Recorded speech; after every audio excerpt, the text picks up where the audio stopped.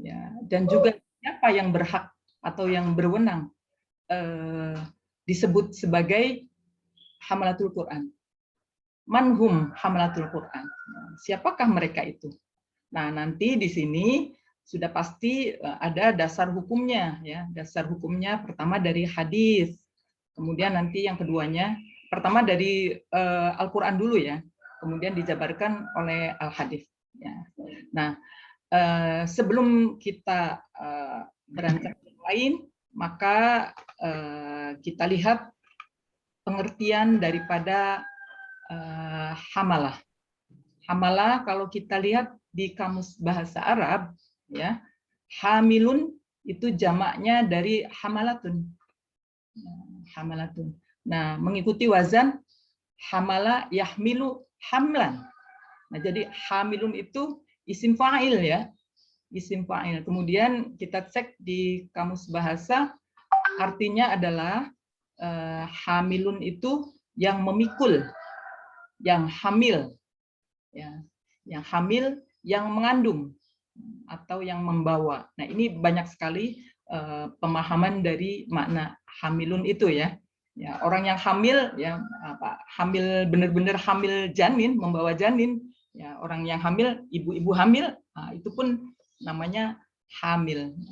Nah, kemudian orang yang membawa hafalan Al-Quran, ya, orang yang membawa, mengamalkan, dan juga memikul, ya, mengajarkan dan seterusnya. Nah, itu juga sama disebut hamilun, ya, hamalah. Nah, itu secara bahasa.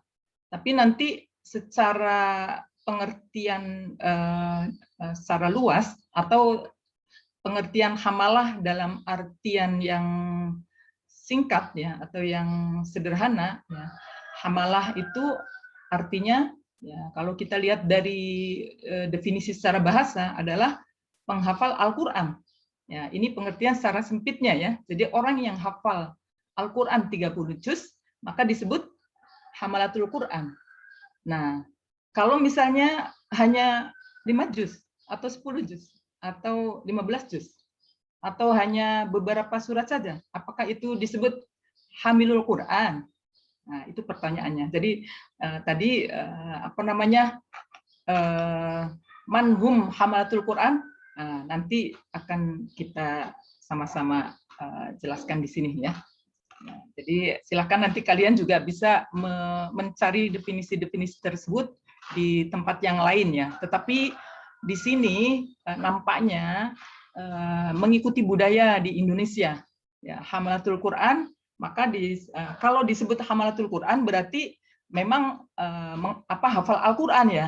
Tapi kita di Indonesia, ya contoh jangan jauh-jauh, syarat masuk IIKI atau setelah munakosah, ya, atau mau UAS, atau mau UTS. Nah, kalian disuruh menghafal Al-Quran, ya programnya ada yang 5 juz, ada yang 10, dan seterusnya. Nah, itu pun disebutnya apa? Hafiz ya, bukan hamalah, misalnya berapa juz gitu, ada batasannya. Tidak menyebutnya hamalatul Quran, tidak hamalah, tetapi nyebutnya hafal, ya, hafalan, program hafalannya, bukan program hamalahnya gitu ya. Nah, ini hal ini nampaknya sudah terbiasa di Indonesia. Ya, bahasa salah kaprah itu sudah terbiasa. Ya, sudah banyak terjadi gitu. Kayak di jalan tol aja ada bukannya jalur tapi lajur, nah, gitu ya. Kan mestinya kan jalur ya, jalur pertama, jalur dua, tetapi itu pakainya lajur. Nah, itu juga bahasa salah kaprah. Nah, ini pun terjadi di bahasa di kalangan Al-Quran atau kalangan yang berbahasa Arab ya, tapi di Indonesia ya bahasa hamalah. Tetapi kalau di Arab ya namanya hafal, hafiz itu biasa disebut kepada orang yang hafal hadis ya 100.000 matan dan sanad hadis itu betul-betul hafal. Nah, maka orang tersebut disebut hafiz, ya, al-hafiz. Tetapi di Indonesia terbalik, ya, bukan hadis tapi Al-Quran. Ya, ini sudah salah kaprah, tetapi karena sudah menjadi bahasa secara nasional, maka semuanya mafhum. Ya, baik orang Indonesia maupun orang Arab kalau melihat hafizul Quran, ya, kalau disebut Qurannya ya berarti jelas ya. Tapi kalau hafiz, misalnya si A, misalnya Rishda al-Hafiz, nanti orang Arab konotasinya, oh berarti hafal hadis 100.000 matan dan sanadnya yang ngelotok gitu, hafal di luar kepala. Tetapi karena untuk sebutan itu untuk orang Indonesia, maka orang yang hafiz maka berarti dia hamalatul Quran. Tapi nanti ini bahasa sederhana ya, secara bahasa sederhana, secara sempit makna daripada hamalah ya. Hamalah itu adalah orang yang hafal Al-Qur'an ya, 30 juz. Hafal 30 juz gitu, karena nanti melekatnya hamalatul Quran gitu. Nah, gitu ya. Oke, jelas ya? Jelas tidak ini, Ibu? Apa saya menjelaskan seperti itu? Jelas, Ibu. Jelas, Ibu. Baik ya, jadi kita menjelaskan itu dulu, menjelaskan apa namanya tentang definisi dulu. Oke, kemudian nanti ada lagi yang menjelaskan bahwa karena mayoritas Indonesia sudah menyebutnya al-hafiz, padahal kita topiknya di sini hamalah ya, hamalatul Quran maksudnya. Nah di sini orang yang benar-benar ya, kalau definisi secara luas maka hamalatul Quran itu atau hamalah itu, hafal Al-Quran itu adalah betul-betul hafalnya mungkin, ya, mantap, mumpuni. Terus kalau kata orang Jawa apa, ngelotok. Ya, ngelotok berarti kan di luar kepala ya, bukan berarti luar kepala tuh hilang gitu, bukan. Tapi benar-benar melekat ya, melekat sehingga kalau ditanya ya atau ada orang baca, dia pasti bisa lihat, oh itu ada di ayat mana, surat mana, dia tidak lupa. Jadi dengan hafalan yang mungkin, mantap, mumpuni, dan juga ngelotok, dia tidak akan lupa. Ya.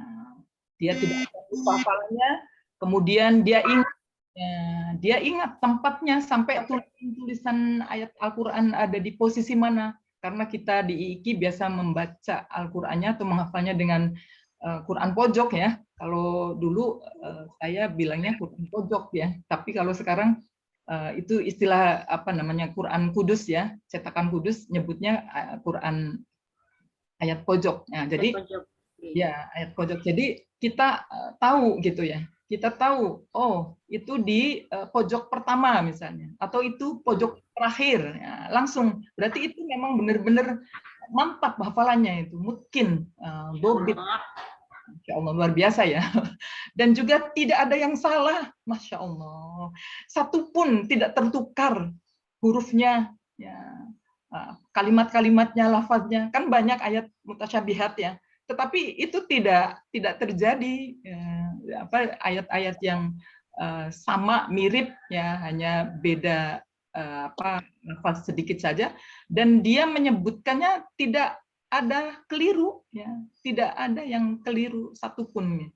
Kemudian nah di sini setelah kita betul-betul hafalannya seperti tadi ya, orang yang hamalatul Quran juga dia tidak tidak semata-mata mungkin dan dobit saja.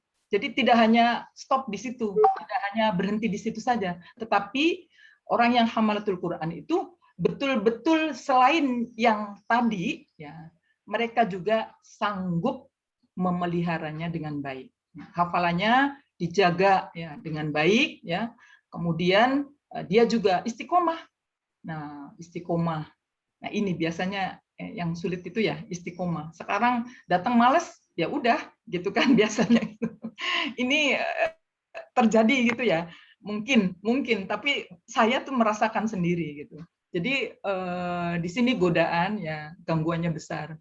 Memang ketika menghafal sepertinya mudah ya, satu kali duduk misalnya bisa satu pojok gitu kan, satu lembar gitu, 1 jam misalnya.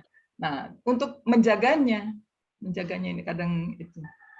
Nah, jadi di sini ya, selain kondisi yang tadi ya, mantap, mumpuni, ngelotok hafalannya, tidak lupa, tahu tempat dan sebagainya, tidak ada salah dalam membacanya, dia harus sanggup memeliharanya dengan baik. Kemudian hafalannya ya, dia bisa istiqomah untuk membaca ya, hafalannya. Jadi takrir terus ya, ditakrir ya. Ditakrirnya bisa bermacam-macam caranya, bisa melalui dalam sholat gitu ya, sholat 5 waktu kan. Jadi sekali waktu misalnya sholat subuh berapa juz misalnya yang dibaca.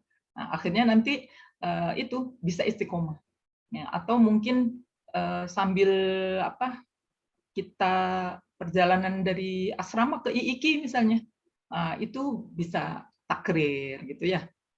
Ya bagaimana mungkin kiat-kiatnya, pasti pengalaman kalian beda-beda.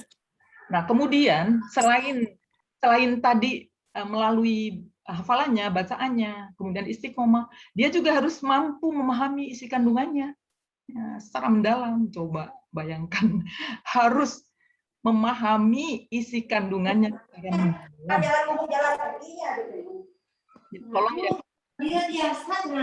mute ya, tolong yang co-hostnya memantau. Nah, jadi dia harus memahami isi kandungannya secara mendalam.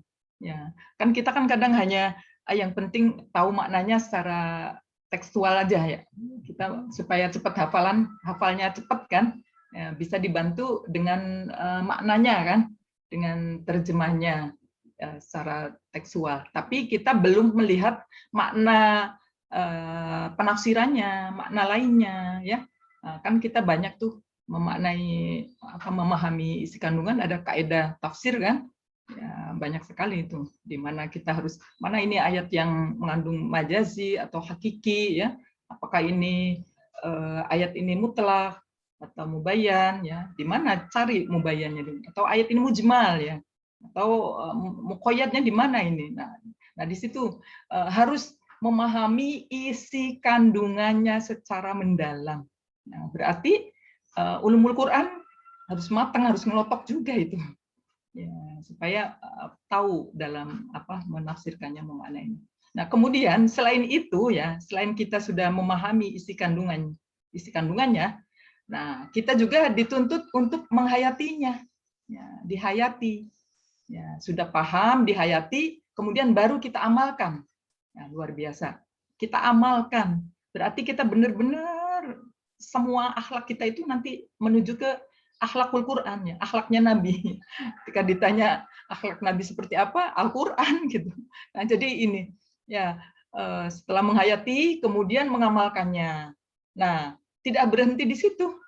Ya, sudah untuk diri sendiri sudah terpenuhi, maka ilmu yang kita peroleh tadi, ya kandungan Al-Qur'annya, kemudian kita sudah mengamalkan. Nah, kita harus mengajarkannya kepada orang lain. Ya, jadi bukan untuk diri kita sendiri itu. Ya, kita sudah terpenuhi semua, baru kita untuk orang lain.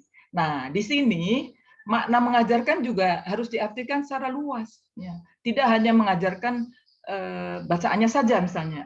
Sekarang lagi booming misalnya metode Baghdadi, kita sudah menguasai, kita ajarkan. Nah, itu silakan. Baru secara mengajarkan bacaan ya, baru mengajarkan membacanya saja.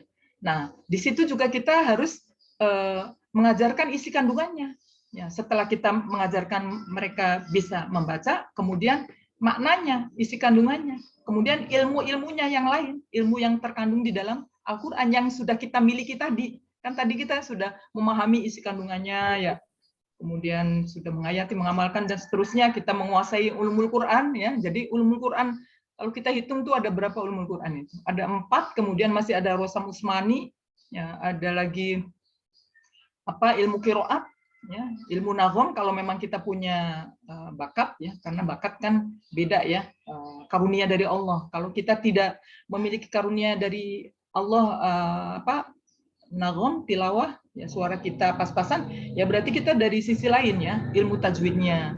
Jadi ilmu tajwid diberikan dua semester. Itu artinya keikian itu sudah mencakup semuanya itu.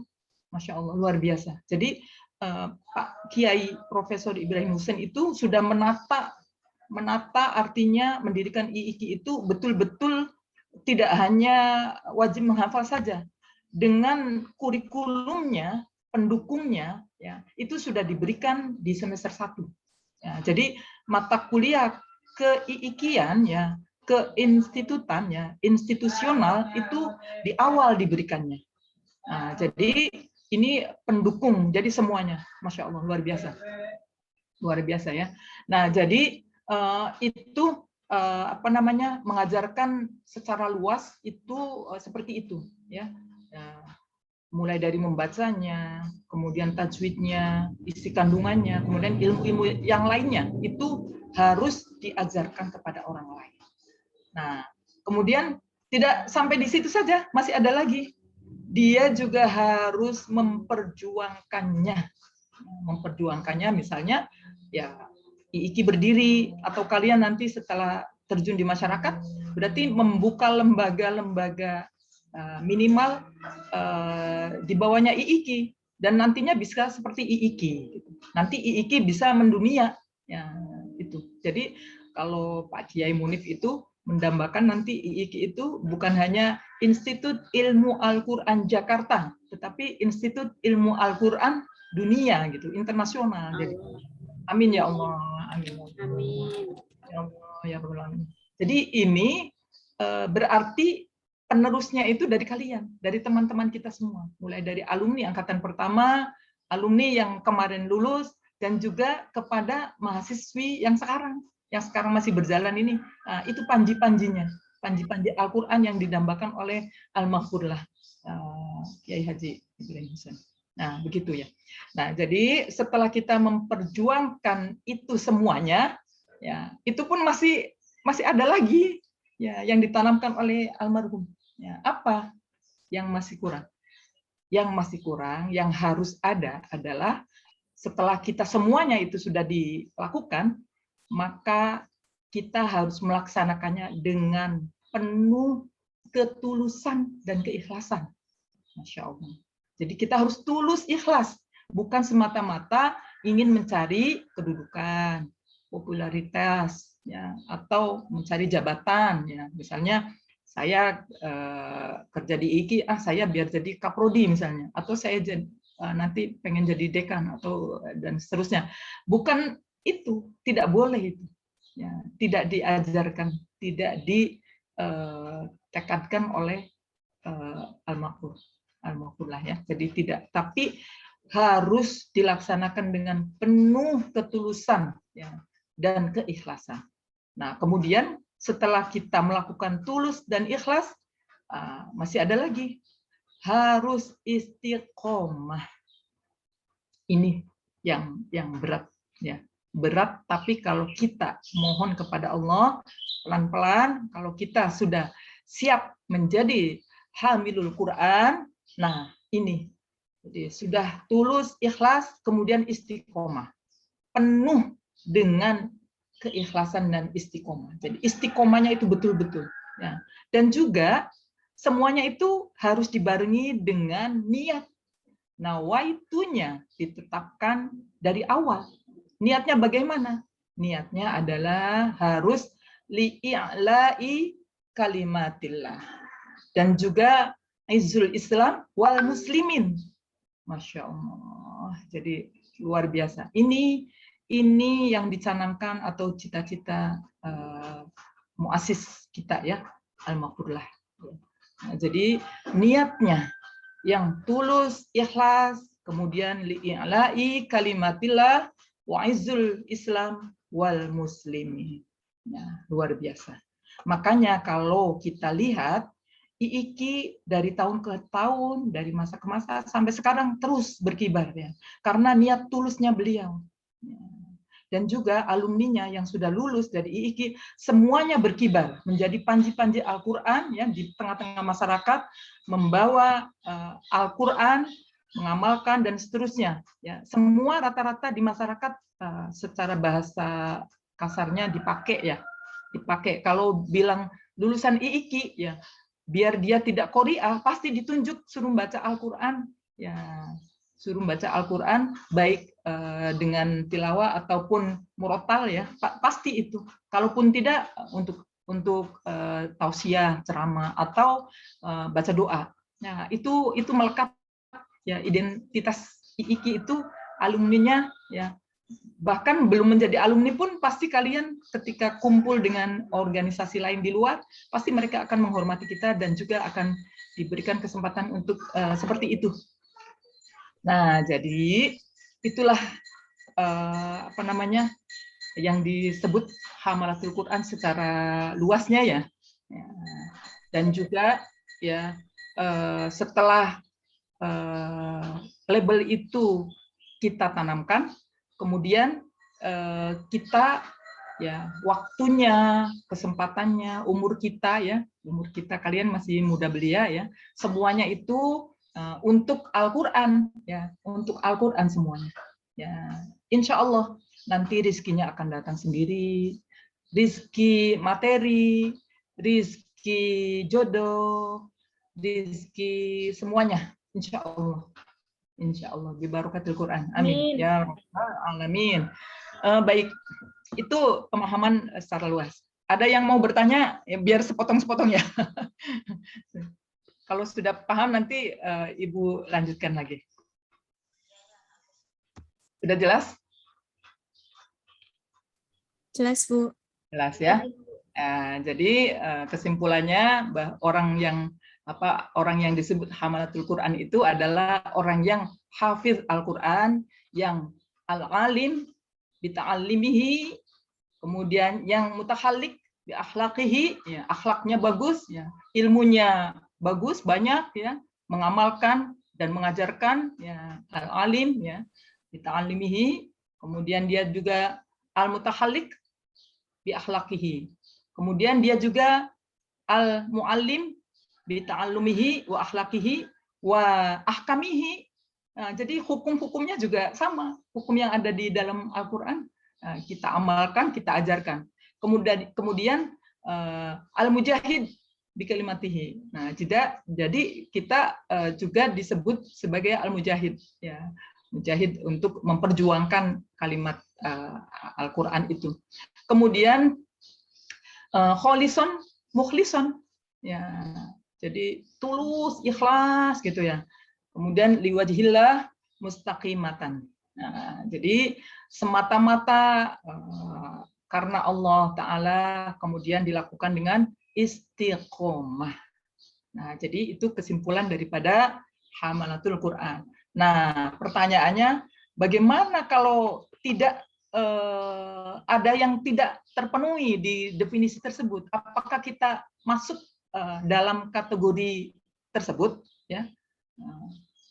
Nah, nanti namanya belum sempurna, gitu. Belum sempurna seperti sebutan Hamalatul Quran. Nah, kalau misalnya bagaimana kalau kita mengambilnya hanya program 5 juz atau 10 juz, padahal itu kan harusnya 30 juz. Hafizul Quran berarti hafal seluruh Al-Quran gitu ya. Nah, di sini ya kalian misalnya karena ingin mencapai target ya, ingin khawatir, kan sebenarnya kan kekhawatiran kalian saja yang mengambil 5 juz atau 10 juz itu, kekhawatiran saya takut nanti sampai 30 juz, kan sebenarnya ketakutan ya. Nah, itu di awal-awal kita dimintanya 30 juz.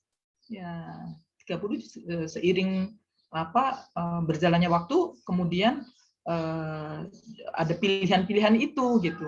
Padahal nanti kalau misalnya kalian tetap ingin menjadi Hamalatul Quran, ya harus terus berupaya untuk menambah hafalannya gitu. Selain yang tadi posisi pengertian Hamalatul Quran yang sudah saya sebutkan itu harus meningkatkan diri gitu, nambah misalnya setelah lulus itu nambah berapa juz terus akhirnya betul-betul hamalatul Quran yang sempurna gitu ya. Oke ya. Jadi itu definisinya. Nah, kemudian orang yang hamalatul Quran itu tertera di dalam sebuah hadis Nabi ya. Hadis Nabi. Jadi saya menyebutkannya hadis dulu ya. Padahal biasanya kalau dasar hukum kan Al-Qur'an dulu ya, kemudian baru Al-Hadis. Tapi di sini saya balik karena di situ ada hal-hal penting bahwa orang yang hafal Al-Qur'an itu merupakan seutama-utamanya umat Nabi Muhammad. Ya, jadi maksudnya kalau kalian ingin menjadi orang yang paling utama, maka raihlah label atau identitas hamalatul Quran. Karena di hadis itu disebutkan asyrafu ummati hamalatul Qur'ani wa ashabul laili. Nah, jadi asyrafu ummati, ya, jadi seutama-utamanya umatku, umat Nabi Muhammad, hamalatul Qur'ani, yaitu orang yang hafal Al-Qur'an. Kemudian washabul laili, dan selalu beribadah di waktu malam. Ya, di tengah malam, ya sholat qiyamul lail. Kemudian ketika qiyamul lail, nah itu tadi menjadi takrir ya. Takrir yang hafalan-hafalan yang sudah hafal itu. Ya, kita mengamalkan itu. Nah, sekarang kondisinya bagaimana? Sekarang Bu, saya kan masih kuliah, banyak tugas makalah, banyak PR, banyak kerjaan lain, dikejar tayang misalnya gitu. Nah, jadi bagaimana caranya? Ya. Nah, di sini yang penting istiqomah tadi kan. Istiqomah kapan ada senggang waktunya? Ya, maka lakukan untuk takrirnya itu ya. Deres ya, kalau orang Jawa sih bilangnya deres atau takrir ya. Menyimak hafalan Al-Qur'annya, bisa juga saling simak-simakan sama teman. Nah, jadi di situ untuk meraih predikat keistimewaan tersebut ya, maka Nabi layak memberikan label bahwa orang yang paling istimewa adalah orang yang hafal Al-Qur'an. Kenapa? Karena Al-Qur'an itu adalah kalam Allah ya. Kalam Allah yang agung, yang suci, yang kita bisa dijadikan sebagai pedoman ya, yang menuntun kita. Jadi itu semuanya ada di dalam Al-Qur'an. Definisi Al-Qur'an kan kalian sudah tahu ya.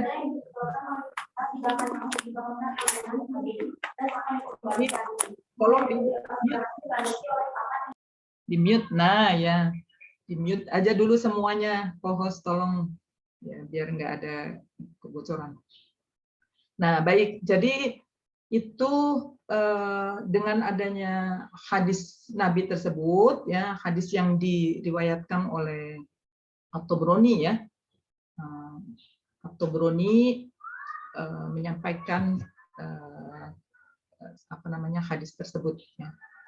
Kemudian ya predikat yang tadi yang paling utama dan mulia itu adalah sebaik-baiknya orang yang menghafal Al-Qur'an dan juga orang yang mengibarkan panji-panji Islam.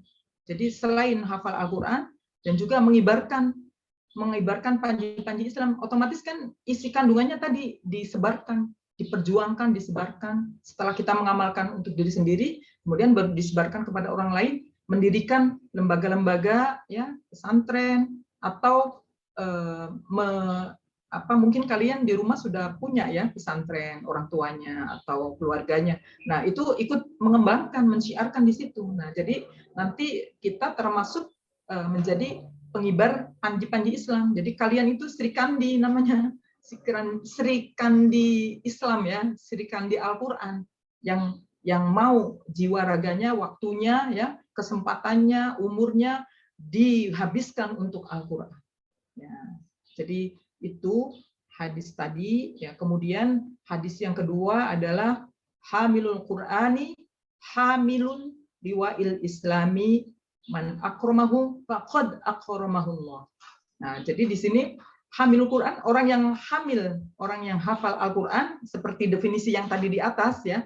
Nah, itu liwa'il Islam. Nah, jadi julukannya, ya, julukannya atau diberikan label sebagai pengibar bendera Islam, ya. Liwa'il Islam. Kemudian kata Nabi, ini janji Allah, man akramahu faqad akramahullah. Nah, jadi orang yang memuliakannya, maka Allah akan memuliakannya. Ya, jadi kalau kita termasuk ke dalam hamalatul Quran, ya, maka Allah akan memuliakan kita. Ya, jadi memuliakan Al-Quran seperti yang tadi, ya, sudah kita lakukan semuanya.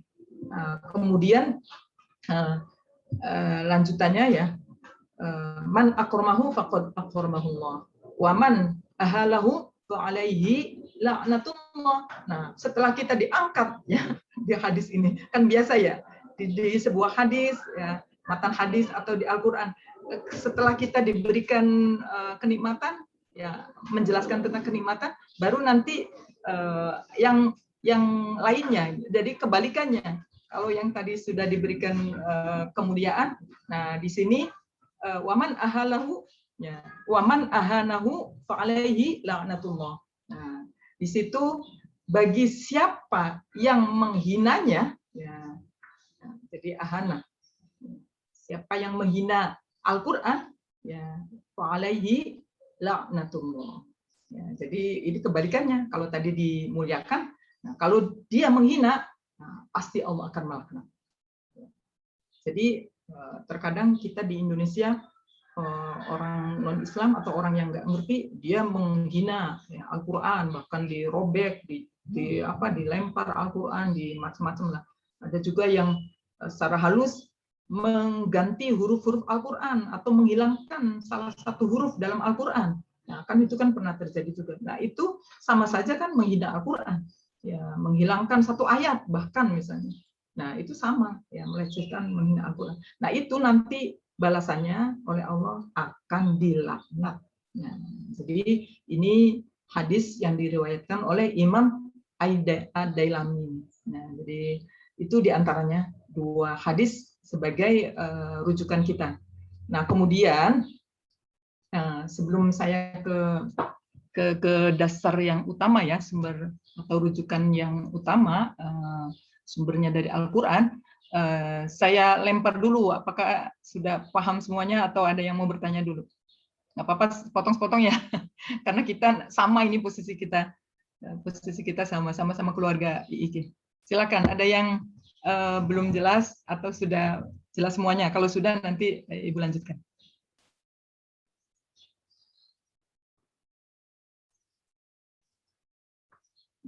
Ibu izin bertanya. Ya, Jazil, ya. Oke. Buat para hafizul Quran yang sudah 30 juz, itu apakah berkewajiban mencari sanad atau tidak, Ibu? Ya, baik. Itu yang pertama. Oh, ya. Pertanyaan kedua, kalau di IIKI itu ada fasilitas untuk sanad Quran tidak, ya, Bu? Selain Maisur. Terus, Ibu. Ya, baik. Terima kasih. Ini pertanyaannya sangat bagus sekali, ya, karena sudah nyemplung menjadi siap-siap akan mendapatkan label Hamalatul Quran. Jadi pertanyaannya, apakah perlu mencari sanad, ya, di IIKI? Nah, begini, kalau saya mengamati dan juga memang sudah apa namanya, ya, sudah mafhum, ya, gudangnya Al-Quran itu di IIKI, karena mulai dari pendirinya, kemudian para tenaga pengajarnya, para pendidiknya, mulai dari awal IIKI berdiri sampai sekarang dan insya Allah seterusnya, insya Allah ya, semua pengajarnya, dosennya yang mengajarkan Al-Quran semuanya bersanad, ya bersanad, sehingga kita tidak diragukan lagi, tidak mungkin kita tidak memiliki sanad. Ya, makanya kalau kita membaca, taruhlah misalnya huruf hijaiyah yang dibaca di dalam Al-Quran, kan kita sebelum masuk ke IIKI pokoknya baca aja ya. Guru-guru kita, kiai kita mengajarkan kalau salah makhorijul hurufnya langsung dibetulkan. Dia tidak mengatakan letaknya ini di sini gitu kan. Ya, tak itu letaknya di sini, lidahnya di sini. Nah, tidak menyebut begitu. Kecuali kalau misalnya memang di diniyahnya diajarkan kan, ada ilmu tajwidnya ya. Nah, diajarkan maka dia teorinya di situ. Tapi Pak Kiai itu luar biasa dalam mengajarkan ilmunya, mendidik bacaan Qur'annya, langsung talaki bisyafahanya. Jadi kita benar-benar seperti Nabi mengajarkan kepada sahabat. Ya, jadi pesantren kita itu sudah betul sekali. Dan juga IIKI menerapkan itu. Ya, kalian ketika takrir, ketika setoran, langsung kan kepada instruktur. Nah, instrukturnya dulu itu belajarnya atau tahfidnya kepada dosen-dosen sebelumnya. Dan dosen-dosen sebelumnya itu bersanadnya semuanya dekat dengan Rasul. Taruhlah misalnya Pak Fatoni ya, Kiai Fatoni. Itu ke berapa? Kalau tidak salah ke 32 apa ya? Coba nanti dicek di Maisura, metode Maisura. Nah, itu ini ya. Nah, jadi dari situ ketika Pak Kiai Fatoni mengajarkan, kalau dulunya kan tidak menggunakan secara teori ya, hanya beliau dulu ilmu qiraat mengajarkannya. Selain menjadi instruktur tahfidz, bahkan kepala instruktur ya, atau koordinator instruktur tahfidz dulu itu. Kemudian Pak Kiai Ahsin, Dr. Ahsin juga sama. Ya, beliau juga dulu menjadi koordinator instruktur tahfidz gitu. Jadi otomatis itu sudah turun gitu ya, turun temurun. Jadi kalian secara tidak langsung itu sudah bersanad sebenarnya, walaupun tidak dengan dengan lafaz atau ada ijazahnya gitu kan? Ya, ya Bu. Oke, paham ya? Ya, baik. Terus yang satu lagi tadi apa ya?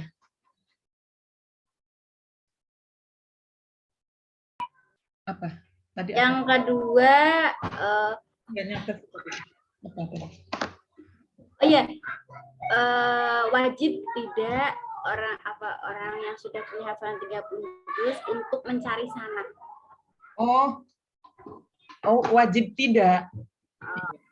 Masalah wajib kan berarti hukum ya. Wajib tidak mencari sanad. Wajib tidak, Ibu catat ini. Anjuran, maksudnya anjurannya harus pakai sanad atau bagaimana? Wajib tidak untuk mencari sanad. Orang yang sudah hafal. Orang yang sudah hafal itu kan pertama harus ini dulu kan, harus binazor. Nah, ketika binazor kepada siapa gurunya? Nah, gitu. Kalau gurunya tepat, otomatis itu sudah melakukan sanadnya. Jadi tidak harus mencari keluar lagi gitu. Kalaupun misalnya kalian sudah lulus dari IIKI, sudah Hamalatul Quran. Nah, kepengen mencari sanad yang lain, hanya mentahsis saja namanya, mentaukidkan saja, mentakid saja. Ya, karena kita sudah jalurnya, kita sanadnya sudah jelas. Misalnya dari Pak Kiai Fatoni gitu. Kalau ke yang lain kan hanya itu saja, selembar ijazah saja sebenarnya. Dan dia juga biasanya nanti kita diperdengarkan bacaan kita dari awal sampai akhir, hanya mensohikan saja gitu. Sama saja misalnya ketika teman-teman santri Al-Mu'ayyad dulu di sana, misalnya ada yang dari Pandan Aran, Kiai Mufid ya, santri dari sana setelah hatam dia mencari mentalaki lagi ke Pak Kiai Umar. Jadi hanya mentakik saja gitu. Ketika bulan Ramadan dia mentakikkan di situ. Jadi hanya itu. Ternyata kan karena sanadnya sama, ya sanadnya dekat dengan Rasul, ya sama bacaannya, nggak ada yang beda. Ya, nah itu. Baik, sudah jelas ya?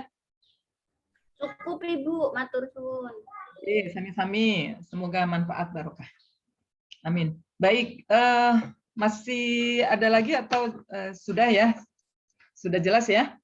Kita lanjut ya, nanti waktunya habis untuk Ibunda Tuti nantinya. Ya, kita lanjut. Tadi kan sudah tentang 2 hadis itu ya. Nah, jadi sebenarnya dengan 2 hadis itu rujukan utama Pak Kiai Profesor Ibrahim Hussein itu akhirnya mendirikan IIKI ya dengan niat yang tulus ikhlas ya li'ala'i kalimatillah. Ya, itu apa namanya cita-cita beliau ya. Cita-cita beliau sampai sekarang IIKI terus berkibar ya. Diteruskan oleh penerusnya dan sekarang oleh ya. Baik, kita lanjut ya. Jadi selanjutnya kita lihat ke dasar utama ya. Dasar utamanya, sumber utama rujukan dari Al-Qur'annya. Nanti kalian bisa lihat di surat Al-Fatir ya, ayat 32 ya. Di surat Al-Fatir di situ disebutkan nanti bahwa hamalatul Quran yang betul-betul hamalatul Quran nanti akan mendapatkan macam-macam kedudukan. Kalau yang tadi di hadis kan dia akan dimuliakan ya. Kalau orang yang menghormati Al-Qur'an, tapi begitu dia menghina Al-Qur'an, maka dia akan dilaknat.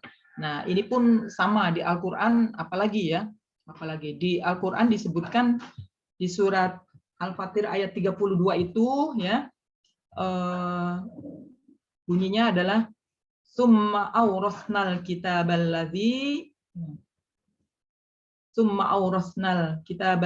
nastafaina min ibadina ya faminhum zalimun li nafsihi. Nah di sini nanti jadi orang yang masuk ke dalam hamalatul Quran itu nanti kita masuk ke kelompok yang mana, tapi nauzubillah jangan sampai faminhum zalimun li nafsihi. Ya, tingkatan-tingkatannya di sini ada 3 tingkatan ya. Ya, tapi kita baca dulu sampai 1 ayat ini. Summa aurasnal kitaballadzina nastafaina min ibadina faminhum zalimun li nafsihi wa minhum muqtasid wa minhum sabiqun bil khairat biiznillah. Dzalika huwal fadlul kabir. Nah, jadi dari ayat ini kalau kita kupas ya, maka di sini ada 3 tingkatan. Ya, ada tingkatan. Jadi summa aurasnal kitaba ya. Jadi kemudian ya di sini Allah ya. Nah, di sini adalah kedudukannya Allah. Allah mewariskan kitab Al-Qur'an ya kepada siapa? Alladzina nastafaina min ibadina. Ya, kepada orang-orang yang aku pilih. Ya. Aku pilih min ibadina, ya, dari hamba-hambaku. Kemudian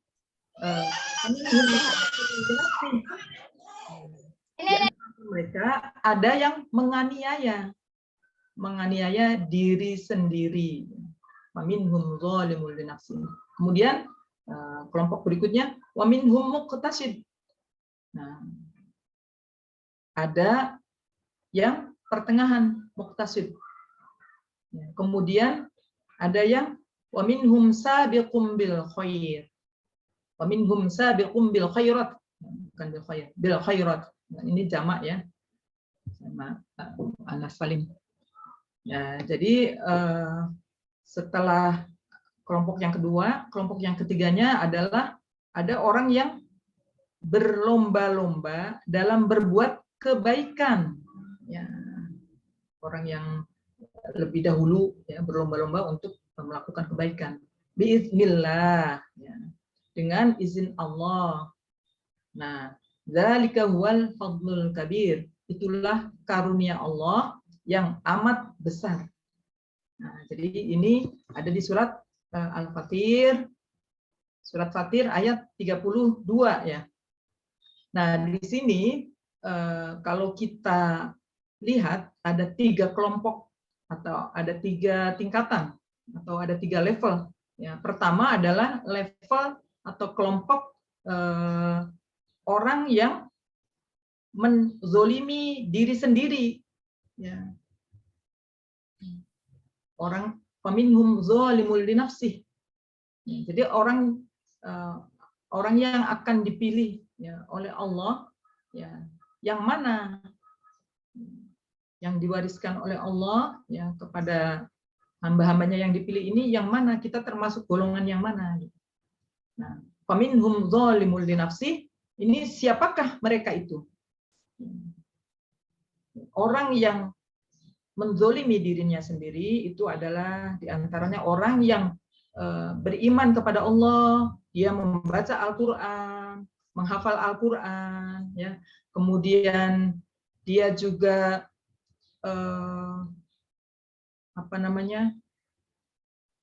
selain membaca Al-Quran, ya, tapi dia tidak mau belajar, menambah ilmunya, ya. Karena dia sudah merasa cukup, ya, cukup pandai membaca. Kemudian dia juga misalnya qori'ah ya, dia juga menghafal, ya, membaca Al-Quran, menghafal Al-Quran. Kemudian dia juga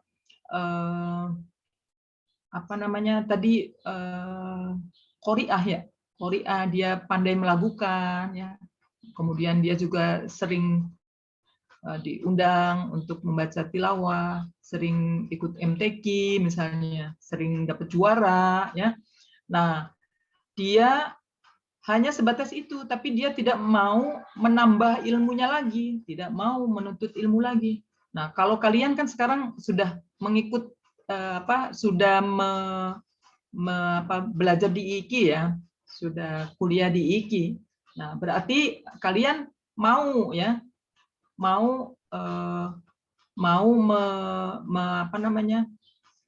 menambah ilmunya gitu. Nah, kemudian mereka juga memahami ajaran dan isi kandungannya, ya. Tapi dia tidak mau menghayati dan mengamalkan. Jadi hanya sebatas dia membaca Al-Quran, dia belajar Al-Quran, dia tahfidzul Quran, ya, dia belajar ulumul Quran, tapi dia tidak menghayati, tidak dihayati dan tidak diamalkan. Nah, berarti kan definisi hamalatul Quran sudah terabaikan, ya. Nah, jadi mereka pandai ngajinya, kemudian dia juga mampu menghayati isi kandungannya, dia juga mau mengamalkannya, ya. Tetapi orang yang tadi itu, ya, yang sudah yang sudah belajar Al-Quran, mengamalkan, menghayati, tapi dia tidak mau mengajarkan dan tidak mau menyebarluaskan. Nah, ini termasuk orang yang berlaku aniaya kepada diri sendiri. Jadi hanya untuk dirinya sendiri gitu loh. Kan tadi kan sudah baca, bisa hafal, ya, mengamalkan, menghayati, tapi dia tidak mau mengajarkan dan tidak mau menyebarluaskan ilmunya. Nah, itu termasuk kategori, ya, faminhum zalimun, menzolimi diri sendiri, masya Allah, nauzubillah min dzalik, ya. Karena kalau sekarang posisi kalian kita maklumi karena masih statusnya belajar, maklumi. Tapi nanti begitu lulus harus disebarluaskan, ya, diajarkan dan disebarluaskan supaya tidak menzolimi diri sendiri. Ya. Kan tadi Ibu di awal bilang, pokoknya kalau alumni IIKI lulus dari mana? Kalau udah label IIKI, mereka sudah percaya Qur'annya bagus. Nah, itu peluang dan kesempatan kalian untuk menyebarkan ilmunya. Pasti dipakai oleh masyarakat. Nah, bagi yang tidak punya pesantren di rumahnya, ya, Atau mungkin nanti ketika punya suami kebetulan tidak punya pesantren, tidak punya lembaga, maka kalian harus menyebarkan, ya, mulai ke tempat-tempat di mana kalian berkumpul, ya, mungkin di musola, di majelis taklim, di masjid, atau di mana saja, ajarkan itu. Nah, jadi ini adalah kelompok yang pertama. Awalnya kalian diberikan kenikmatan yang luar biasa, ya kan? Diberikan kenikmatan mampu, ya, mampu menghafal, belajar dan sebagainya, tapi tidak mensyukuri. Ya, itu masuk ke kelompok ini, tidak mensyukuri nikmat ilmu yang tadi yang sudah diperoleh, karena tidak mandek di situ gitu. Nah, padahal harusnya seperti pohon yang rindang, ya. IIK itu diibaratkan pohon yang rindang, yang banyak buahnya, rantingnya, cabangnya, harum, bunganya, kemudian buahnya nikmat, seperti itu. Nah, orang lain ketika bau harum kan ingin metik dan ingin dimakan, dikunyah. Nah, berikan itu, ya, buah yang lebat itu, ya, pohon yang rimbun itu, berikan kepada orang lain, gitu, supaya manfaat ilmunya. Dan kita supaya tidak masuk kepada kelompok faminhum zalimul linafsih. Nah, gitu. Ya, supaya mensyukuri nikmat yang sudah diberikan. Baik, itu kelompok yang pertama, ya. Jadi nauzubillah, jangan sampai kita masuk kepada kelompok yang ini.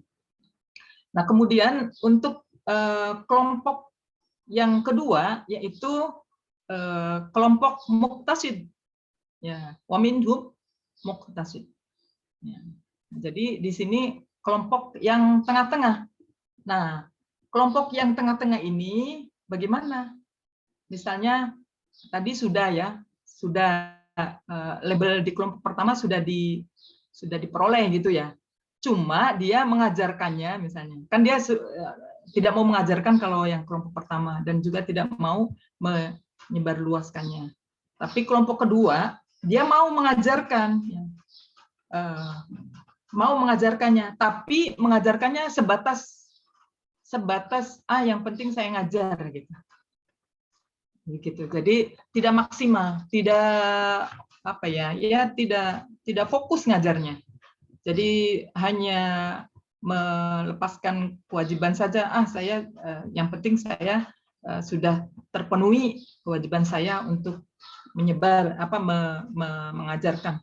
Apalagi niatnya sebatas saya kalau ngajar nanti kan niatnya supaya dapat ujroh, ya, dapat honor. Kan memang iya, ya. Misalnya ngajar sekali tatap muka dapat sekian, atau kalian nanti ngajar di privat gitu, ya, atau dipanggil suruh ngaji, ya, dalam acara, nanti saya pasti dapat amplop gitu kan. Itu kalau niatnya untuk itu, ya, nanti hilang semua pahalanya. Ya, jadi tidak masuk gitu, ya. Ya, jadi kalau memang kita posisi muktasid, ya mestinya kalau kita ngajar ya harus optimal.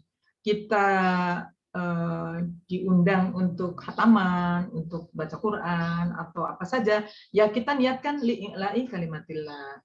Kemudian tulus ikhlas, ya, tulus ikhlas, mukhlishon. Harus itu ditanamkan supaya kita dapat maksimal gitu, ya.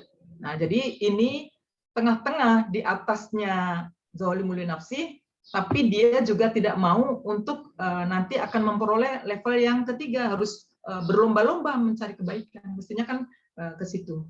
Jadi tetap saja belum beruntung, ya, belum beruntung. Nah, kemudian yang level ketiga, ya, di situ wa minhum sabiqum bil khairat. Nah, jadi level yang ketiga ini yang harus kita cari, ya, yang harus kita peroleh, yang harus kita, supaya kita berhasil dan menang dalam berlomba-lomba meraih kebaikan, mencari kebaikan. Ya, jadi IIK di sini, ya, berdiri itu baik yang menjadi mahasiswa, karyawannya, dosennya, satpamnya, semuanya gitu. Kalau niat li'i'la'i kalimatillah ya insya Allah masuk ke kelompok muktasid ya. Jadi bahkan nanti bisa naik ke sabiqul khairat. Nah, kalau kita sudah masuk ke kelompok sabiqul khairat, insya Allah itu betul-betul masuk ke dalam kategori hamalatul Quran. Ya, insya Allah ya. Jadi definisi hamalatul Quran sudah jelas, dan juga untuk kelompok yang 3 ini ya imannya mantap ya, kemudian betul-betul apa ya, ya prima lah ya, tidak akan terkurangi keimanannya ya. Kemudian kemampuan membacanya bagus, mengajinya bagus, memahaminya ajaran Al-Quran dan isi kandungannya juga bagus, menghayati, mengamalkan, kemudian kiprahnya ya dalam mengajar, kemudian aktivitas perjuangannya. Jadi kalian sekarang kan masih berjuangnya melalui belajar dan juga menjadi pengurus Dema ya, yang bagi pengurus atau yang lainnya. Nah, kemudian semuanya itu diniatkan ya. Harus niat meninggikan kalimat Allah, kalimat Al-Qur'an ya. Semua ini akan memperoleh posisi yang puncaknya ya. Nah, nanti ini kalian akan mendapatkan betul-betul hamalatul Quran ya. Betul-betul hamalatul Quran ya, calon ahli surga ya, calon penghuni surga, dan juga insya Allah akan mendapatkan syafaat Al-Quran ya, sebagaimana hadis Nabi banyak yang menyebutkan tentang keunggulan baca Al-Quran. Nah, jadi semoga kita semuanya masuk ke dalam kelompok ini, nanti keluar dari IIKI, ya kalian sudah semester 7 sekarang, ya, sebentar lagi akan menyandang hamalatul Quran dengan sabiqum bil khairat. Ya. Jadi di sini cita-cita IIKI betul-betul tertunaikan. Baik, itu diantaranya ya penjelasan tentang apa namanya surat Fatir ayat 32 ya, ada 3 kelompok orang yang diwariskan kitab suci Al-Qur'an, diantaranya tadi. Level pertama dia akan menzolimi dirinya sendiri, yang kedua kelompok yang muktasid yang pertengahan, dan yang paling unggul adalah sabiqum bil khairat. Baik. Nah, untuk penjelasan ini, apakah ada yang mau bertanya atau belum jelas? Silakan. Nanti setelah ini baru Ibunda Tuti, ini waktunya sudah 10:30 ya. Ya, baik. Silakan, ada yang mau bertanya atau ada yang belum jelas? Ibu izin langsung ke Bunda Tuti saja, Ibu. Baik, baik. Oke, kalau begitu saya ucapkan terima kasih. Mudah-mudahan apa yang disampaikan pada hari ini akan membawa manfaat, berkah, dan maslahat. Baik. Baik, selanjutnya Bunda Tuti silahkan untuk melanjutkan. Bunda, saya 10 menit ngajar dulu ya, Bun. Sambil saya ini. Ya, baik. Assalamualaikum warahmatullahi wabarakatuh. Waalaikumsalam. Waalaikumsalam warahmatullahi wabarakatuh. Bismillah, alhamdulillah, salatan wa salaman ala rasulillah Muhammad ibn Abdillah wa ala alihi wa sahbihi wa mawala amma ba'du. Yang terhormat Bunda kandidat Dr. Ibu Haja Nur Izzah MA beserta Ibu Dr. Haja Utari, dan juga kepada dosen lainnya, insya Allah dimuliakan Allah. Semua mahasiswi tercinta, 312 mahasiswi yang sudah hadir kesempatan siang yang berbahagia ini, 21 Oktober 2021. Bunda Tuti kebetulan sekarang sedang berada di Museum Mushaf Al-Quran tertua di Nusantara dan kebetulan di Jawa Barat. Jadi Bunda sekarang ngajar ini pakai sarung tangan.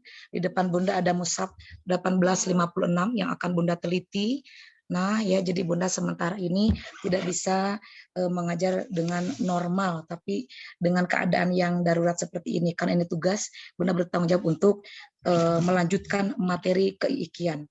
Bismillah, puji syukur kepada Allah, kita masih diberikan kesehatan, umur panjang, dan juga keluasan waktu, yaitu untuk belajar tentang keikian. materi yang disampaikan oleh Ibu Dr. Haja Nuriza, insya Allah kandidat, kita doakan semoga lancar, semoga cepat selesai. Bunda akan melanjutkan materi tentang keikhlasan. Jadi apa itu definisi ikhlas? Ikhlas itu artinya merupakan kunci dalam beribadah. Wa ma umiru illa liya'budullaha mukhlishina lahuddin, ya. Itu di dalam surah Al-Bayyinah. Kita semua udah tahu bagaimana ayat itu menjadi landasan. Semua amal itu akan diterima kalau ikhlas. Ikhlas itu adalah plongnya hati, bebasnya hati. Tidak ada keterkaitan kita melakukan ini karena pengen ini, karena itu, enggak. Tapi ikhlas itu ilallah, karena Allah. Maka orang yang ikhlas itu adalah orang yang semata-mata mengharap yang dilakukan itu hanya untuk Allah. Jadi para ulama mendefinisikan ikhlas sebagai seluruh rangkaian ibadah yang diniatkan hanya kepada Allah, bukan kepada yang lain. Kemudian ikhlas adalah menyingkirkan segala sesuatu selain Allah. Maka ikhlas ini kadang-kadang gampang diteorikan, sulit implementasi atau dipraktekkan. Menurut bahasa ikhlas artinya murni. Sampai Allah mengabadikan surat Al-Ikhlas di dalam Al-Quran. Surah yang ke-112. Ya, yang berbunyi Bismillahirrahmanirrahim. Qul huwallahu ahad. Katakanlah, Dialah Allah yang Maha Esa. Jadi kita meyakini bahwa Allah hanya satu. Tidak ada selain daripada Allah. Nah, kita meyakini bahwa secara keyakinan kita, Tuhan kita memang adalah Allah dan kita sebagai makhluk Allah. Allah sebagai khaliq, kita sebagai makhluk. Allah sebagai pencipta dan kita yang diciptakan. Maka Allah tidak akan sama dengan makhluk, makhluk tidak akan menyamai daripada Allah. Allahus Samad, Dialah Allah tempat menggantungkan segala sesuatu. Artinya hanya Allah untuk gantungan apapun yang kita butuhkan. Jadi kalau manusia sudah menggantungkan hidup matinya kepada Allah, qul inna sholati wa nusuki wa mahyaya wa mamati lillahi rabbil alamin. Maka lillah itulah yang disebut dengan ikhlas. Hidup mati hanya untuk Allah. Kita belajar hanya untuk Allah. Kita mengikuti apa yang diperintahkan oleh Allah. Dan dengan kerelaan hati, dengan ketekunan hati, dengan keterbukaan dan menerima apa yang Allah berikan kepada kita, baik dan buruk itu Allah yang memberikan ketetapan, maka kita menerima dengan lapang dada. Jadi ikhlas itu adalah lapang dada. Lam yalid wa lam yulad.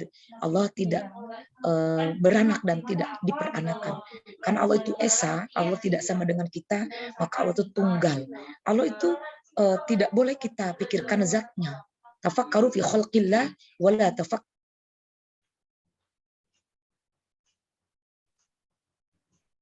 Izin Bunda Tuti suaranya. Nah, itu ada yang mute. Bunda di mute-nya sama host. Nggak tahu tuh hostnya siapa. Host mute you katanya. Oh, Bunda lagi ngomong. Maaf, Bunda, Maka, tadi ada yang berisik. Saat jadi gitu. Bunda yang klik. Oke. Jadi di dalam ikhlas ini kita tidak boleh melihat segala sesuatu itu dengan ada balasan gitu ya. Kalau kita berbuat ini, semoga orang juga berbuat ini kepada kita. Kita memberi roti, semoga orang juga beri roti kepada kita. Kita kasih uang ke orang 10.000, semoga dia juga balas kita 10.000. Kita kondangan kepada orang itu 2.000, semoga orang juga kondangan kepada kita 2.000. Nah, itu bukan ikhlas. Ikhlas itu adalah memberi tanpa mengharap apapun. Jadi kalau kita melakukan keikhlasan itu, tangan kanan memberi, tangan kiri tidak tahu. Maka ikhlas itu adalah betul-betul dari hati yang paling dalam. Tidak boleh kita ada unsur untuk sedikit aja ingin dibalas apa yang kita lakukan. Kemudian ikhlas itu adalah kita merasa malu kalau kita berbuat sesuatu itu sampai disebut atau diungkit-ungkit. Nah, karena orang yang ikhlas itu memberi tapi tidak akan mengungkit. Udah ngasih yang ngasih gitu, lupa. Maka ketika diungkit-ungkit, orang yang memberikan itu akan ada rasa malu. Ih, jangan diungkit-ungkit, malu, udahlah, udah ngasih aja. Saya nggak ada apa-apa, itu dari Allah. Orang yang ikhlas, ketika memberi segala sesuatu, ketika melakukan sesuatu itu adalah merasakan titipan dari Allah, amanah dari Allah. Jadi tidak ada merasa memiliki. Maka ketika kita dititipi umur, ketika dititipi suami, dititipi anak, dititipi harta, dititipi wajah cantik, dititipi ilmu, itu hanya titipan dari Allah.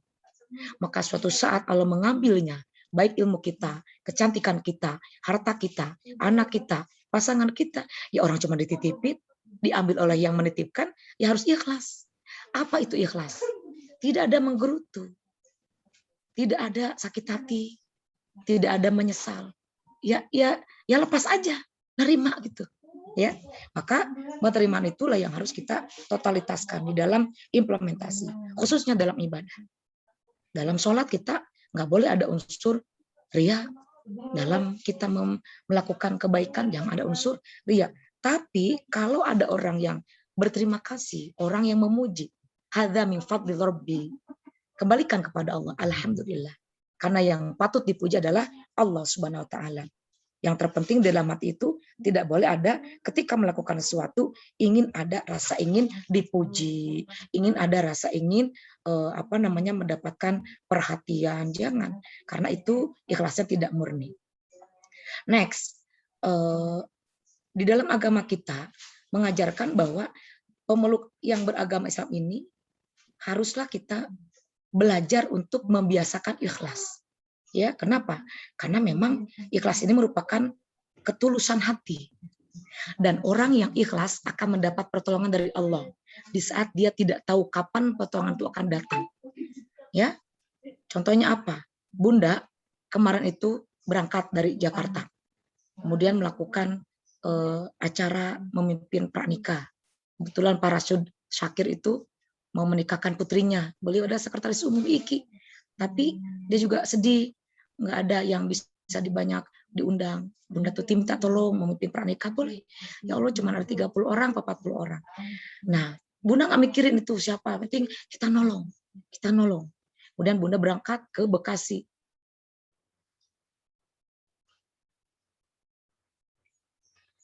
Mengundang jam 2:30, jam 1 Bunda disuruh ke Bekasi untuk ngasih ceramah dan motivasi maulid di pesantren Al Hasan. Yang pendirinya adalah Profesor Ahmad Satori Ismail. Maka disitulah Bunda tidak mikirin, orang yang ngundang, jam segini ngundang, jam segini harus datang, kok gimana sih? Nggak gitu. Orang minta tolong, ya tolong gitu. Kalau kita mau, ya tolong. Segala sesuatu yang kita ikhlas, rela, totalitas, udah nggak ada mikirin apa-apa, to the point, kita spontan, Allah mencatat itu. Dan ketika dari bayangkan Bunda niat kemarin itu mau ke Sumedang, tapi sebelum ke Sumedang Bunda harus ngisi 2 acara. Tapi Bunda nggak mikirin menggerutu, enggak.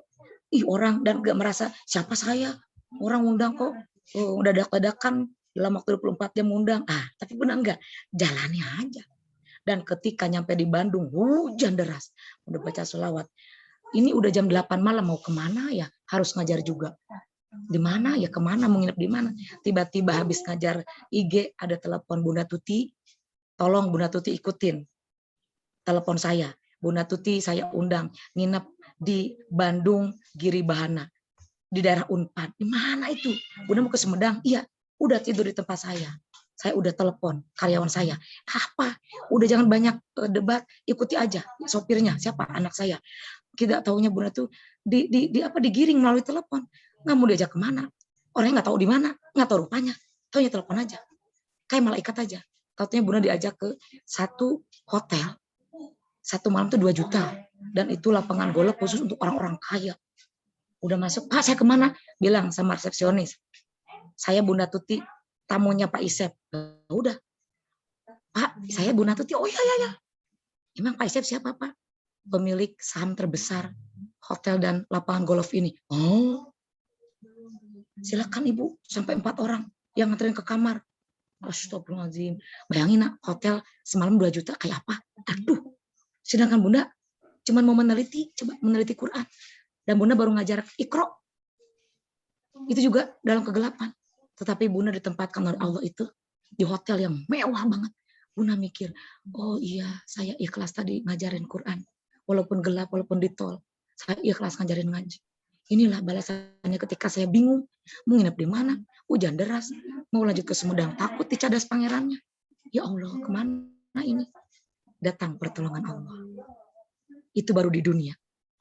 Maka inilah materi ikhlas ini harus betul-betul kita implementasikan. Ada 10 manfaat ikhlas. Pertama, akan mendapat pahala dari Allah Subhanahu wa taala. Jadi orang ikhlas itu tak langsung Allah itu catat sebagai amal soleh. Dahsyat. Orang menzalimi kita ikhlas. Orang ngomongin buruk kita ikhlas. Orang fitnah kita ikhlas. Orang jelekin kita ikhlas. Orang tidak menghargai kita ikhlas. Kita berbuat baik tidak dibalas ikhlas. Kita berbuat baik tetapi kebaikan kita tidak diterima orang lain ikhlas. Dan itulah pahala terbesar dari Allah. Orang yang ikhlas itu akan diberikan pahala yang besar oleh Allah. Kedua, orang yang ikhlas itu hatinya menjadi tenang dan ibadah menjadi lancar. Benar nak, Bunda ikhlas ngajar. Bayangkan meneliti Quran mushaf ini ada anak-anak dari mahasiswi UI sedang meneliti juga manuskrip. Jadi Bunda disatukan ini di Museum Prabu Gesan Ulun ini di Sumedang dengan peneliti dari Universitas Indonesia. Sama penelitiannya. Cuman kalau Bunda meneliti Al-Quran, mereka meneliti manuskrip. Kalau Bunda meneliti kandungan Quran, isi-isinya tentang bagaimana kondisi Quran, tahun berapa, bagaimana ketebalan tulisan tangannya, mereka meneliti tentang ini keasamannya. Masya Allah. Nak. Jadi disatukan di luar ekspektasi. Coba kalau Bunda sendirian kan nggak ada teman. Ini penelitian. Subhanallah. Ketiga, manusia yang ikhlas itu akan selalu memaafkan orang yang menyakitinya. Ikhlas. Ya. Mulia di mata Allah. Keempat, tidak mudah marah dan tidak dipedai oleh amarah. Jadi orang yang ikhlas itu ridho, ikhlas. Orang yang ikhlas itu tidak mudah terpancing emosi, tidak emosional. Dan orang yang tidak ikhlas itu lawannya gelisah, menggerutu, cepat marah. Apa-apa cepat marah, apa-apa menggerutu, apa-apa mengeluh. Udah begini ya, begitu, udah begini ya, orang mah ya begitu kayak begini. Itu enggak ikhlas. Ya. Yang kelima, selalu disayangi dan disenangi oleh orang lain. Makanya orang ikhlas itu disenangi banyak orang. Tolong dong ini, ayo. Tolong dong itu, ayo. Tolong dong ini, ayo. Gak pernah itu menolak. Tolong dong ini, nggak mau ah. Ya dia mah nggak mau.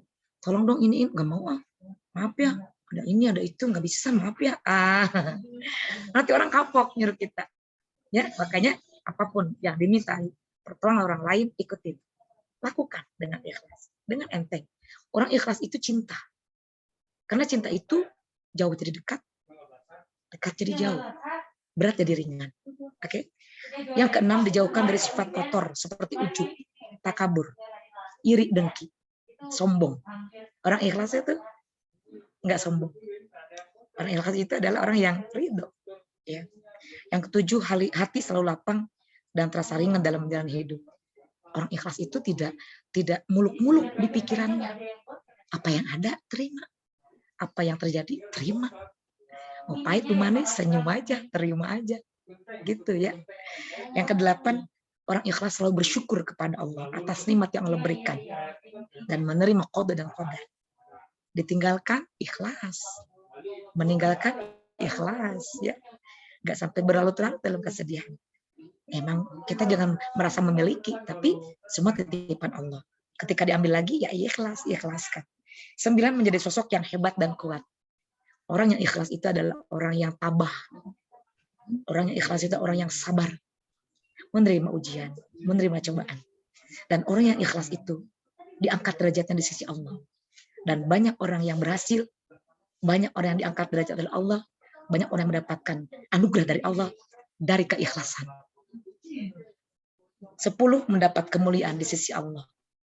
Inilah yang dapat Bunda sampaikan. Bagaimana Profesor Ibrahim, rumahnya, garasinya, dijadikan sebagai tempat belajar para mahasiswi Ilmu Al-Quran Jakarta.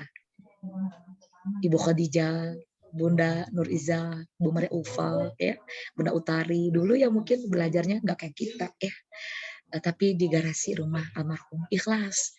Garasinya, rumahnya dijadikan untuk tempat belajar, ikhlas. Nah, maka setelah ikhlas itulah banyak bantuan pertolongan dari Allah. Sampailah terwujud ada di IKI. Memberikan ilmu dengan ikhlas, memberikan materi dengan ikhlas, membantu orang dengan ikhlas, menolong dengan ikhlas, memberikan apa yang dimiliki dengan ikhlas, ilmu terutama. Maka inilah wujud daripada panutan kita, almarhum Bapak Profesor Kiai Haji Ibrahim Hussein LMM, yang harus kita lanjutkan perjuangannya, keikhlasannya. Terima kasih, mohon maaf. Assalamualaikum warahmatullahi wabarakatuh. Waalaikumsalam Waalaikumsalam. warahmatullahi wabarakatuh. Masih ada waktu, silakan teman-teman kalau ada yang mau bertanya atau ngasih tanggapan. Ibu, Silakan. izin bertanya Ibu. Silakan, dengan sayang. Jazilatul Mauliyah dari Iya. KPI Iya. terkait tentang ikhlas tadi, ada satu yang mengena, jika misal ketika ada guru kita yang dicemooh orang lain, kita harus ikhlas. Nah, kalau seperti itu. Tapi kita kadang tidak rela nih Bu melihat guru kita.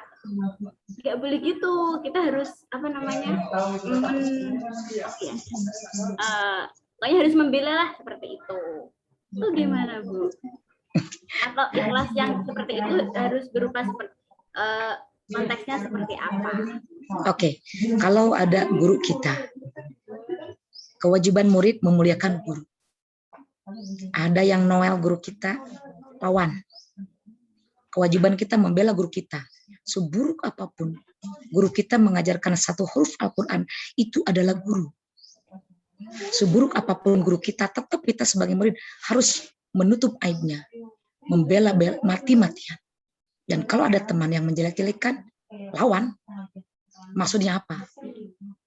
Tidak sebanding dengan yang diberikan. Kamu siapa? Tahu apa tentang guru saya? Lawan. Bela mati-matian. Nggak boleh kita membiarkan guru kita dicemooh, dihina, diejek, diinjak-injak. Nggak boleh. Mungkin dia punya masalah tersendiri, masalah pribadi. Nah, kita nggak tahu apa-apa, jangan ikut campur dengan pribadi orang lain. Seburuk apapun, guru kita tetap guru kita. Guru dengan ibu kita sama. Ibu kita yang mengandung, guru kita yang membimbing, memberikan ilmu pengetahuan yang ibu kandung kita nggak bisa berikan. Guru kita yang memberikan ilmu pengetahuan, walau tidak mengandung, sayang kepada kita. Lah kamu siapa? Tahu apa? Jelek-jelekin guru saya. Sampai mati, saya di gardu terdepan. Hadapi saya. Bunda dimanapun di IKI, dijunjung tinggi. Di ubun-ubun IKI. Bunda ngajar di Australia, Bunda ngajar di Melbourne, Bunda ngajar di Singapura, Bunda ngajar di Malaysia, di Johor. Yang selalu Bunda bawa Institut Ilmu Al-Quran Jakarta. Inilah alumni Jakarta. Siapapun yang menjelekkan di IKI, nyawa taruhannya. Saya akan lawan, kan saya hajar saya. Siapa yang jelekin dosen saya? Sebelum saya dikualatin sama guru saya, biar saya dikualatin sama orang lain. Nggak apa-apa. Asal jangan dikualatin, disumpahin buruk sama guru saya. Karena kita cinta kepada guru jangan setengah-setengah. Lawan. Tidak boleh satupun yang menyakiti guru saya. Seburuk apapun. Karena saya bukan lihat pribadinya, saya bukan lihat kasusnya, saya bukan lihat backgroundnya, tapi saya lihat ilmunya. Kita semua harus berpangku, harus bekerja sama kompak. Tidak boleh satupun yang jelekin guru kita. Bu Maria Ulfa, Bu Nur Iza. Ada yang jelekin, hajar, lawan. Begitu. Oke, hidup mati saya untuk ke IKI. Nggak boleh ada yang nyolek-nyolek ke IKI. Guru-guru IKI, nggak boleh. Bilang sama Bunda, Bunda yang maju duluan. Siapa yang jelekin IKI? Maju duluan Bunda. Nggak ada kata kompromi. Oke. Lanjut, Nak. Terima kasih, Bu. Sama-sama, sayang. Sehat terus, Ibu. Amin. Tolong satu lagi ya pertanyaan, karena Bunda sedang meneliti. Oke, Bunda harus lanjut tugas meneliti Al-Quran. Saya izin Bunda. Oke, silakan, Nak. Satu lagi penanya ya. Kan Bunda salah satu adab terhadap guru diantaranya dia harus meyakini bahwa jasa guru lebih besar daripada jasa kedua orang tuanya. Karena guru mendidik jiwanya. Mohon Bunda dikasih penjelasan lagi Bunda. Baik. Bunda tadi bilang ada ibu kandung, ada ibu guru. Kita dikandung oleh ibu, tapi ibu tidak bisa memberikan ilmu pengetahuan yang kita butuhkan. Ibu kita terbatas ilmunya. Nggak bisa ngajarin bahasa Inggris, tafsir, ulumul Quran, hadis, fikih, akhlak, tauhid, nahu, sorof, ya. Maka ibu kandung kita memberikan keikhlasannya, merekomendasikan, memasukkan kita ke TK, ke SD, ke pondok pesantren, alia, ke IIKI, itu merupakan bentuk kepercayaan kepada instansi sekolah agar anaknya itu dijadikan anak yang pintar, yang berilmu pengetahuan.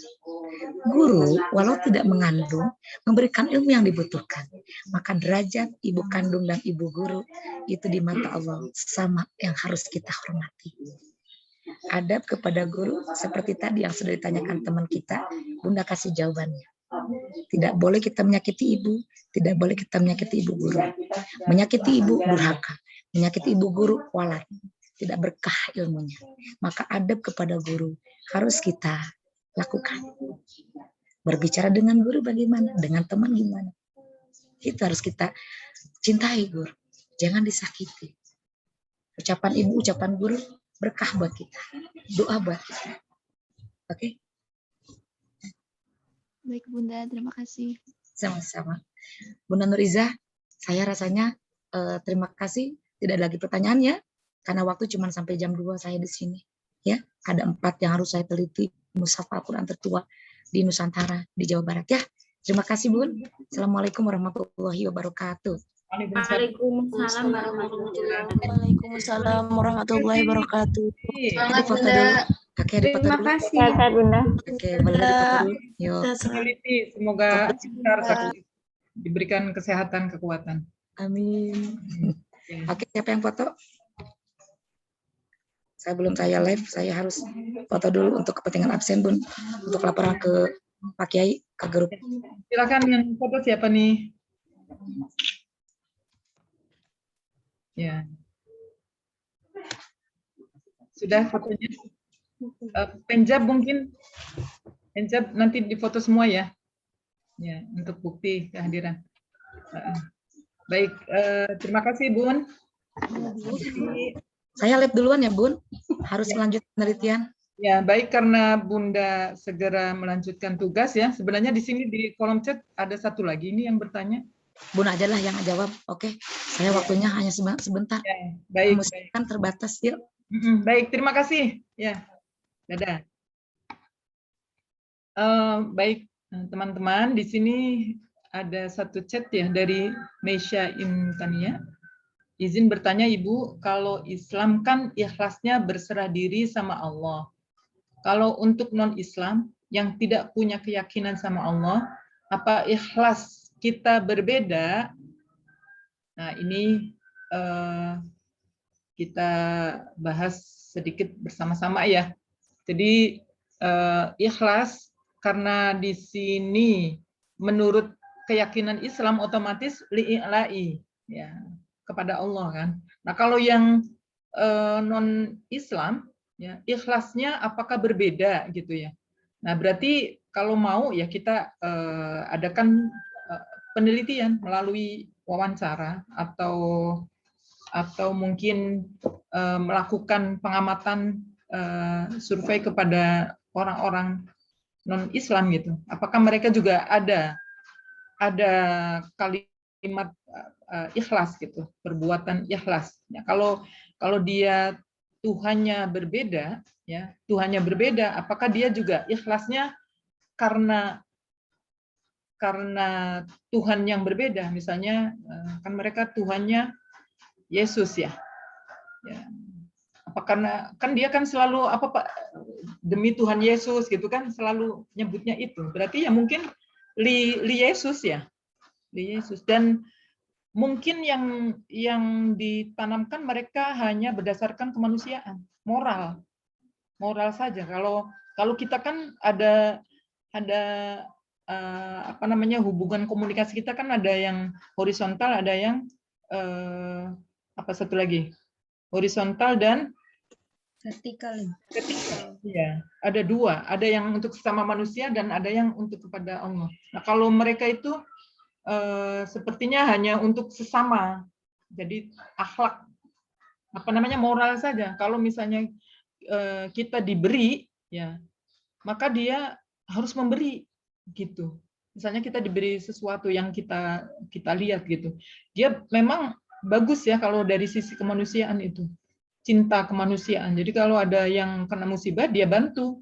Ya, dia bantu di situ. Tapi tujuannya dia untuk membantu itu apakah karena supaya pertetanggaan dengan dia harmonis gitu, nyaman, yang kan dia kelompok minoritas ya. Jadi mestinya dia karena minoritas bagaimana supaya dia aman, hidup aman, tidak dibantai, tidak dinakali, tidak di apa ya oleh orang lain gitu. Makanya dia dari sisi kemanusiaan dia bagus gitu. Nah, jadi mungkin li-nya bukan li'ilai, bukan lillahi. Ya, ikhlasnya itu bukan semata-mata karena ke sana, karena ada maksud tujuan lain. Sama dengan misalnya orang politik ya. Politik kan dia beda niatnya. Dia nyumbang karena supaya dapat dukungan. Nah, gitu kan. Beda nanti dengan kita, kecuali dia meskipun mendapat dukungan supaya dapat dukungan, tapi dia niatkan terlebih dahulu ikhlas, saya membantu ikhlas karena Allah, karena untuk menegakkan ajaran Islam di parlemen misalnya. Ya, kita pangkas, kita kritisi ya orang-orang yang tidak sesuai dengan konsep Islam misalnya. Niatnya seperti itu. Ya, jadi nanti dia meskipun di parlemen ya bersih gitu. Bersih, tidak terbawa arus. Tapi nanti iklim lingkungan yang membentuk, nah dia tahan atau tidak di situ. Nanti gempurannya di situ. Nah, kalau tadi kita misalnya betul-betul hamalatul Quran, ya insya Allah karena sudah semuanya niat, waktunya, hidupnya, umurnya, ya istiqomah untuk Al-Quran dan disebarkan, kemudian diamalkan, ya. Nah, niatnya juga tulus, ikhlas, ya insya Allah dia akan bersih di mana-mana dia hidup, dia akan bersih. Jadi mungkin itu ya sepengamatan saya ya tentang ikhlasnya non-Islam. Ya, jadi bukan ikhlasnya seperti Islam, lillahi ta'ala, tapi dia misalnya li-nya ya li Yesus atau li kemanusiaan, li manusia supaya nyaman dan sebagainya. Mungkin itu ya jawaban dari Ibu. Baik, apakah masih ada atau sudah cukup ya? Ini sudah jam 11:04, silakan.